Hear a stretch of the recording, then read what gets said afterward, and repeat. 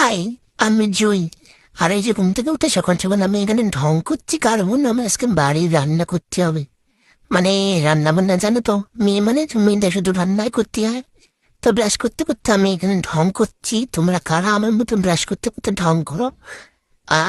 এখানে শুধু ঢং করলে তো হবে না, প্রথমে আমি প্রথমে খাটটা গুছিয়ে নিচ্ছি। যাই হোক, জানলাটা করি, ঘরটা কেমন অন্ধকার অন্ধকার লাগছে। তো চলো চা খাওয়া যাক। আমি অবশ্য চা খাই না, কিন্তু আজকে খাবো ভিডিও চেক করে। তো আমার আবার এমনি চা ভালো লাগে না দুধ দিয়ে না খেলে। তো এখানে আমি প্রথমে দুধ ফেলাই দিয়েছি, তো মা দেখলে সমস্যা, তাই আগে মুছে নিলাম। আমি বেশি বিস্কুট খাই না, এই কটাই খাই। চলো রান্না করা যাক। প্রথমে ভাতটা বসিয়ে দিয়েছি, ওই যে ভাতটা হচ্ছে। ভাত হতে হতে আমি দেখছিলাম আমাদের কাছে অনেক নোনা হয়েছে, তো সেটাই।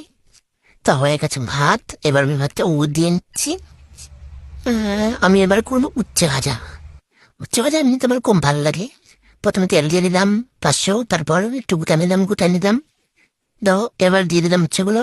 দিয়ে লবণ দিবা একটু, নাহলে কিন্তু ভালো লাগবে না। লবণের পর তারপরে দিবা হলুদ। তো এখানে উচ্ছে ভাজা আমার হয়ে গেছে। উচ্ছে ভাজা করার পর আমার বাবা বাজার থেকে এনেছে পনির, তো এবার পনির রান্না করতে হবে আমার। কষ্ট গাইস, কষ্ট। চলো তাতে আমি এখানে রান্না করি।